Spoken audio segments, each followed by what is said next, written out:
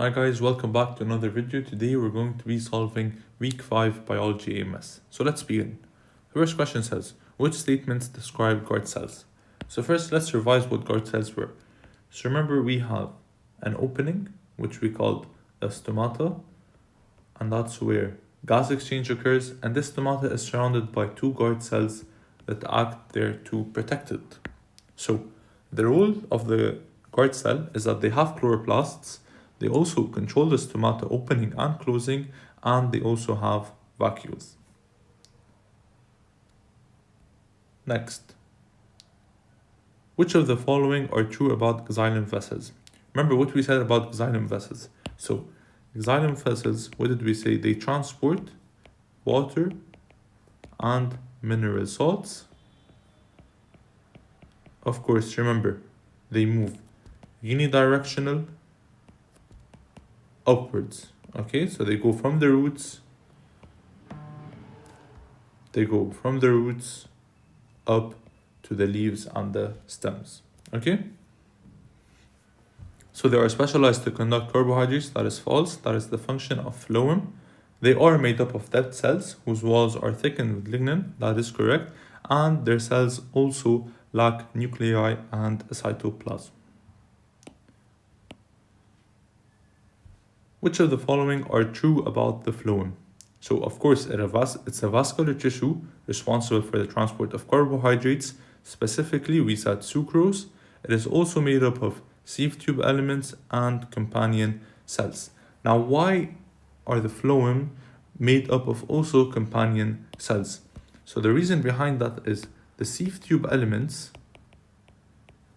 okay, some of them or most lack nuclei. They also lack ribosomes, okay? So they cannot perform vital processes.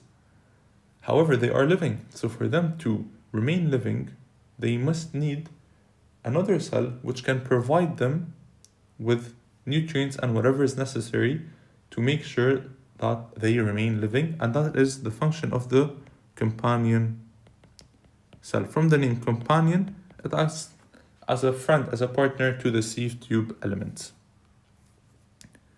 Okay, of course, it's not related to transport of water and minerals. We said that is the function of the xylem. It does not play a role in photosynthesis, and it is not located in the roots. And remember, the direction is bidirectional. And let me add also one more thing. The flow of carbohydrates, what do we call it? We call it translocation. Okay? And in translocation, what do we have? We have a source and a sink. Now the source is where the food is being made, okay, or here where the carbohydrates are being made. And the sink is the end result. So the flow or the transport goes from the source to the sink, and the sink uses the food it receives. Okay, let's go next. So roots are involved in the uptake of mineral ions from the soil. Which of the following are true about the uptake of minerals from the soil? Remember, we said there are the mode of transport was active transport. Okay, and remember, in active transport, why is the first option wrong? Because active transport, they are absorbed against their concentration gradient and not down their concentration gradient. And remember, active transport, from the word active, that means it requires energy, and they are also transported into the xylem along with water. Now for the second part of the question, which practice helps increasing mineral ion uptake by plant roots? Of course, when we loosen up the soil, we'll have more air spaces, so more oxygen. And why is oxygen needed? Oxygen is needed to perform cellular respiration. And if we remember, as a result of cellular respiration, what do we get? We get energy, and this energy is used in the active transport. Let me just show it to you. So, mineral uptake is by what? Active transport. And this active transport, remember, it's against concentration gradient, and it requires energy. Now, how are we gonna get this energy from? So this energy, we'll get it from cellular respiration. And remember, the formula for cellular respiration was C6H12O6 plus 6O2 gives us 6CO2 plus 6H2O plus energy. So this oxygen, how do we get it? When we loosen up the soil, there is more room for oxygen to enter, so we can perform cellular respiration, so we get the energy required for mineral uptake.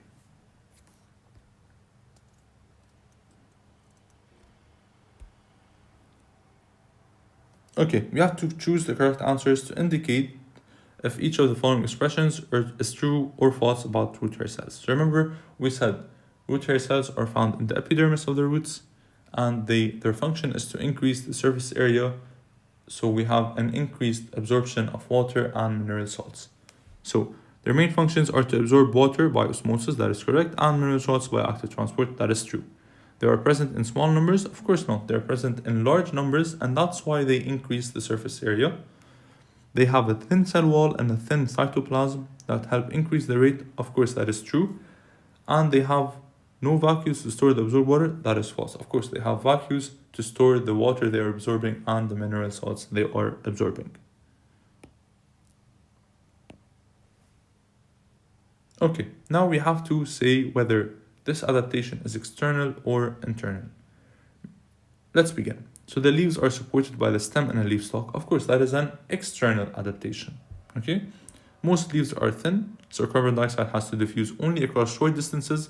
Of course, that is also an external. However, when we talk about the branching network, that's an internal feature, and also the large spaces between the spongy mesophyll is also an internal adaptation, which helps in gas exchange.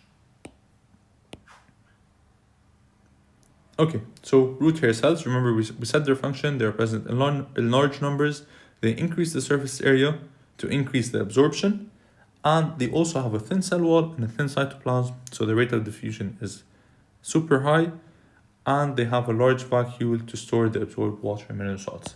So let's summarize what root hair cells are. So root hair cells, I'll just explain why we need a thin cytoplasm and a thin cell wall. So for example, if I have a thick cell wall and a thin cell wall, for water to pass through this and to water to pass through this, let's say this is path 1, this is path 2. Of course, for it to pass through path 1, it will take more time because there is an increased thickness. However, to pass through path 2, it will take a much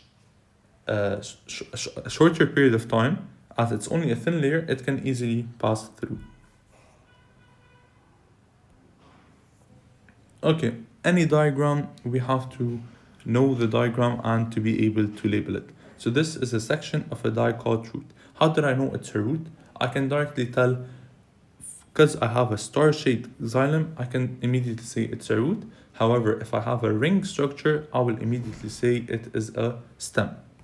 So of course, the outermost layer is the epidermis, and then we have the cortex, and then to the inside, which is the star, we have the xylem. Surrounding it, we have the phloem. And remember the functions of the cortex, it can store water, starch grains, and it also contains, but okay, we'll look at it later on now. Okay, here we're telling us dicot plant stem. Okay, so remember stem, we're going to be talking about a ring structure. The outermost layer, of course, is the epidermis. The cylinder transporting water and minerals is the vascular bundle. The central tissue is the pith, and then we have the cortex. And here the cortex contains starch grains or may store water.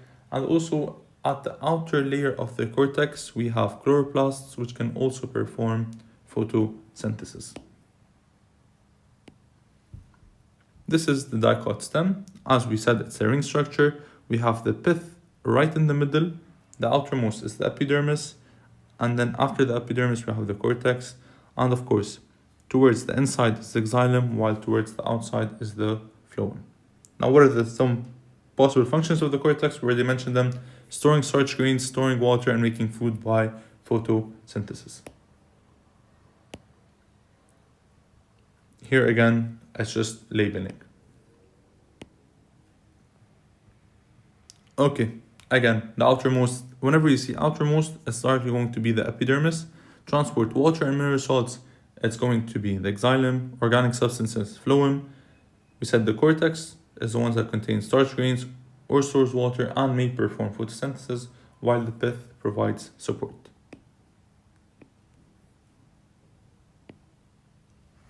Okay, so leaves of dicot plants. Remember, just a quick reminder, dicot means they contain 2 cotyledons, while monocot contains only 1.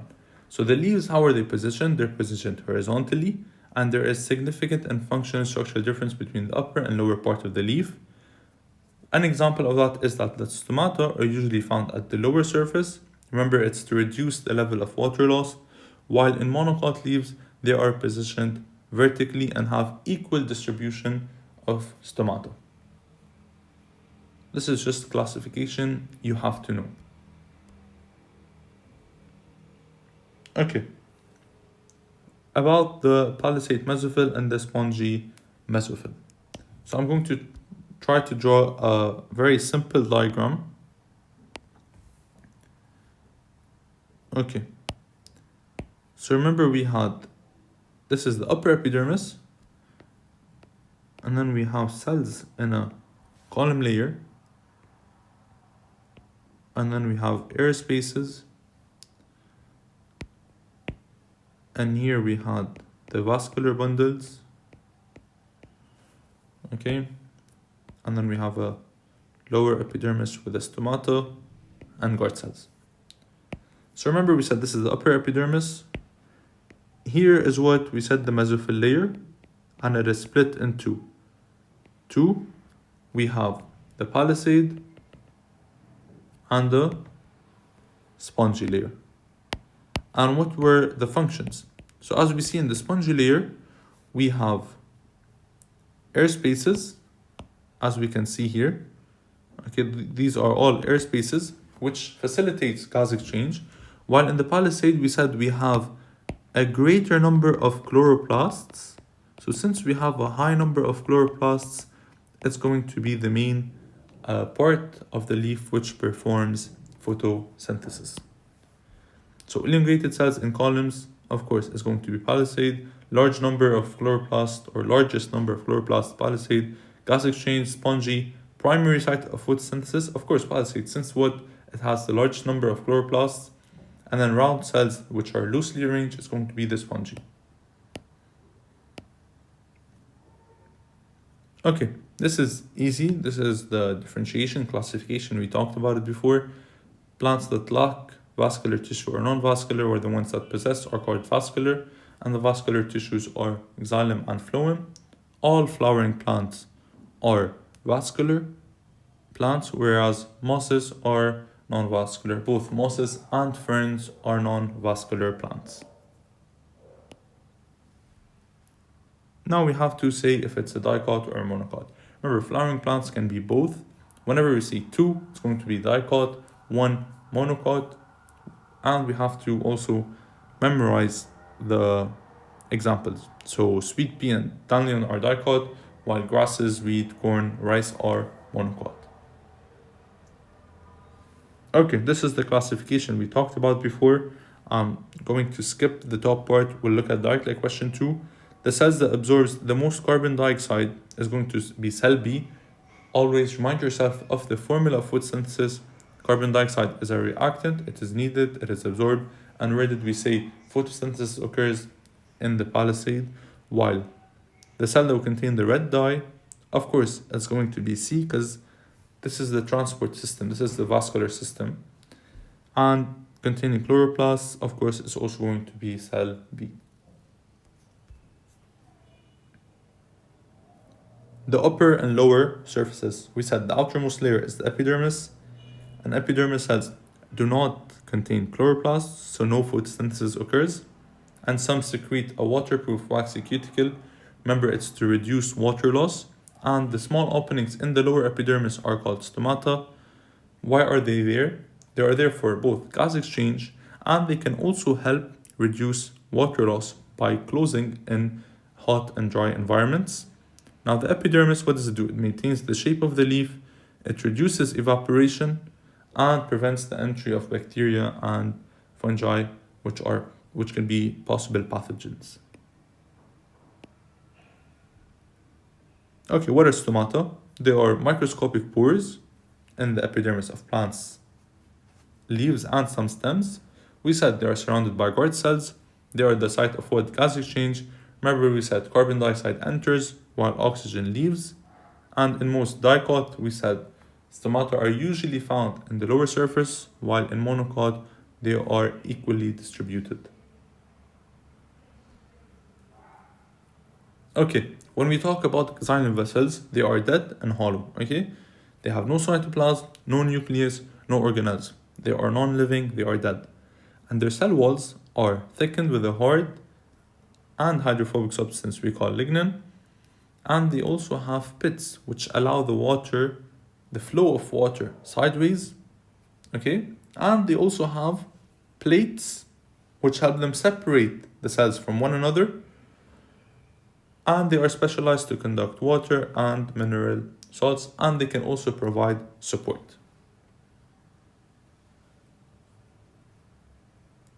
Okay, we're talking about the internal features of leaves. Of course, we said, watch out, it's the internal features. So we're talking about large spaces in the spongy, we're talking about more chloroplasts in the upper palisade, and we're talking about the branching network. So these three characteristics are internal features which have allowed a huge adaptation to perform photosynthesis. Okay, this is just also classification. You have to know how a dicot leaves look like, how a monocot, and the difference between a dicot root and a dicot stem.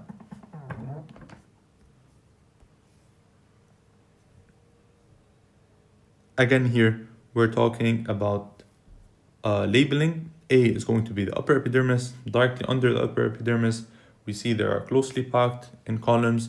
We would know this is the palisade mesophyll. And then we have the spongy. Here they are asking us, the cells in regions B and C have a large surface area. Which of the following best explain why this is necessary for the functioning of the leaf cells? So B and C, why do they have a large surface area? Now, of course, B would have a large surface area to perform photosynthesis, while C would have a large surface area in order to facilitate gas exchange. So let's see the options.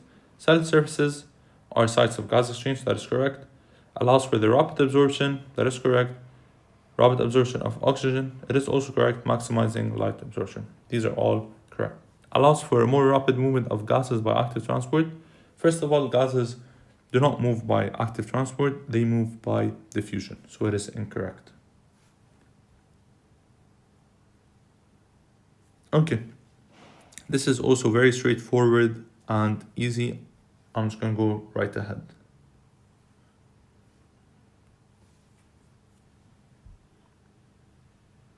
Okay, we also did this before, the labeling and the functions of palisade, spongy, where gas exchange occurs and where photosynthesis occurs. Okay, here is also labeling. We said A is the cuticle, H is the stomata or the stoma, I are the guard cells, remember. Carry water and mineral salts is the xylem, it's towards the inside, while the phloem transports carbohydrates and it's towards the outside, which is D. Okay, again, labeling. So we have the guard cells surrounding the stoma and we have epidermis cells. Now, we can see water, the arrow shows the movement of water. So water is leaving. So if water is leaving, it's not going to be turgid, it's going to be flaccid. So what's going to happen? They're going to close on each other and the outer cell walls of the guard cells are compressed and move inward. And this would probably be in a dry and hot environment. So the plant reduces its water loss, it's going to close its stoma, and it does that using the guard cells. And this is one example of how the guard cells control the opening and closing of the stoma.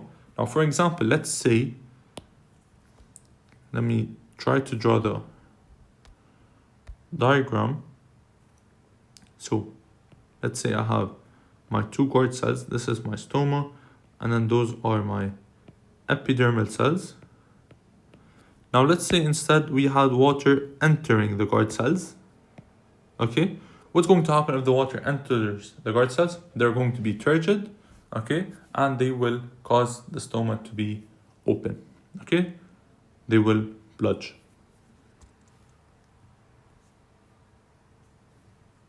Again, labeling. The outermost layer is epidermis. In the epidermis, we said we have the root hairs. Xylem is the star shape. We directly know it's a root.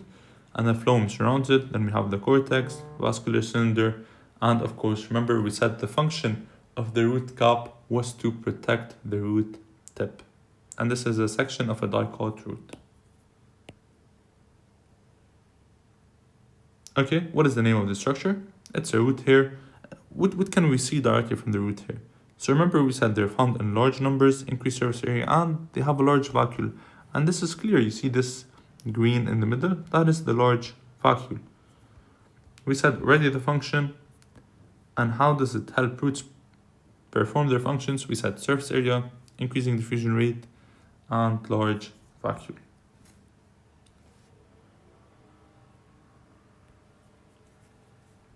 Okay, also labeling, I'm just going to skip it. The phloem, remember, they are sieve tube elements and companion cells. Remember, they are living. Now, the sieve tube element, they have a cytoplasm and a mitochondria, but they have no nucleus, no ribosomes. The cytoplasm is pushed to the sides of the cells. We have a sieve plate, and each sieve tube element is kept alive, how we said, by a companion cell. This contains nuclei and other organelles, and the sieve tubes are adapted to carry out the transport of organic substances such as sucrose. Remember, from the source to the sink.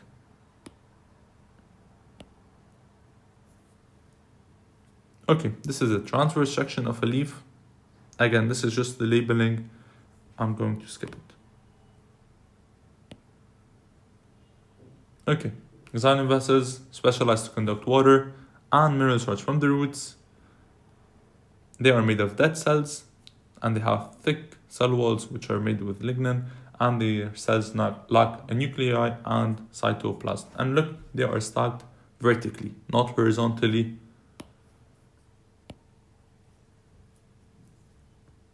Okay, now the arrangement of vascular tissue. Remember, we said in roots, it's a... Okay, so in the stem, it's going to be a ring-like structure, while in monocots, they will be scattered through the tissue. I don't have an image of it, but I'll try to send one, or check Google to be able to differentiate between them all, between monocot and dicot.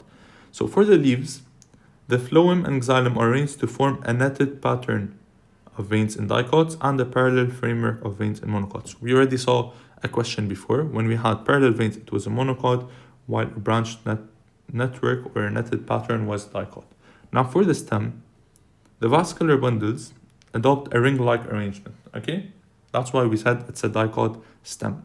In monocots, they will be scattered throughout. Now in roots, the vascular tissue form a cylinder at the center, while in monocots, they form a ring near the center. So you have to pay attention not to confuse a root, a monocot root, and a dicot stem, because they both form a ring-like structure. So pay attention to that. Again, this is labeling, which shows the phloem tubes. We have a sieve plate, sieve tube element, a cortex cell, and a companion cell, which helps keep the sieve tube element alive. What do they transport? Of course, carbohydrates, which supports the sieve tube elements. We already said it's companion cells. And why do they need a companion cell? Because they cannot perform vital processes and they lack important organelles such as nuclei, ribosomes, and vacuoles. All the other, they are not dead. Remember, xylem are dead. they do contain mitochondria and they are not hollow. Xylem cells or xylem vessels are hollow and they have a cell wall which is thickened with lignin.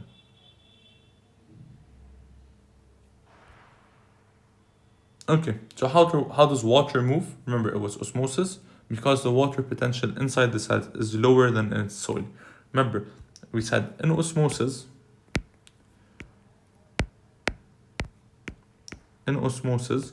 water moves from high water potential, so high water potential, to low water potential. Okay, and that's why water enters the roots, because there is a lower water potential inside the roots than the soil. And this continuous flow of water will increase the turgor pressure. This increase forces the water out through the cell wall of the root hair cells and into the cytoplasm of the root cortex cell. And of course, it will flow into the endodermis, which is the deepest layer of the cortex. And finally, the absorbed water reaches the xylem vessels. Remember, because there's a path it should take. The xylem vessels are found in the center of the root. So it has to pass to the cortex. And how does it pass through all of those? Because we have an increased turgor pressure. So this forces the water out of the cell wall into the cytoplasm of the root cortex, and then it will flow through the endodermis and then finally reach the xylem vessels. Okay, this is one way we're talking about it. So as you can see here, the part that is intruding into the soil is the root hair cell. Okay, and there are two paths which water can flow from the soil into the xylem vessels. Okay, here they're just asking us to label. Okay, now in the bottom we have the questions. So just labeling, we have the soil, we said the root hair cell. Of course, the outermost layer is the epidermis. Then we have the cortex, and the deepest layer of the cortex we said is the endodermis, and then finally it reaches the xylem. So we have two paths. We have the blue and the purple. Now, if you can see the blue, it passes through the cell walls. It doesn't go through them. It passes in between them. So it passes through the cytoplasm. While if we look at the purple arrow, it passes directly through the cell walls. Okay, so here they're telling us why the purple arrow represents the movement of water through the cell walls. They're asking us, what is the name of the pushing force that drives water all the way to the base? Of course, it's going to be the root pressure.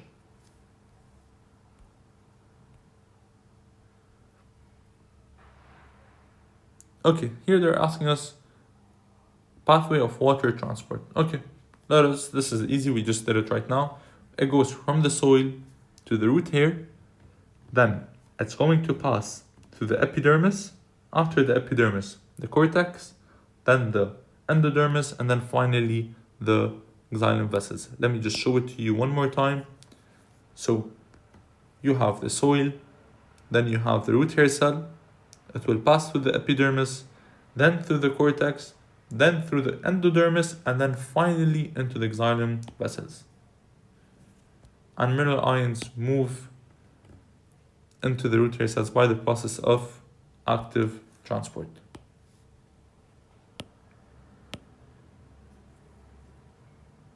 Okay, so how do water mineral salts enter root hair cells? Water osmosis. Okay, we're just gonna skip this because it is easy.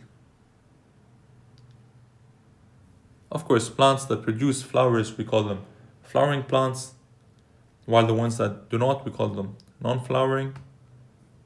And they are a subdivision of vascular plants, which what did we say we mean when we say vascular plants? That means they contain vascular tissue, so xylem and phloem, they have a complex transport system to transport water and nutrients.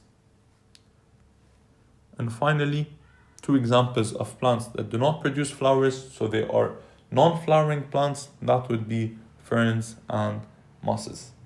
Thank you all for watching this video. I hope it helped. If you have any questions, let me know in the comments down below. And last thing, don't forget to like, comment, and subscribe, and share the video with your friends. And best of luck on your exam. See you soon.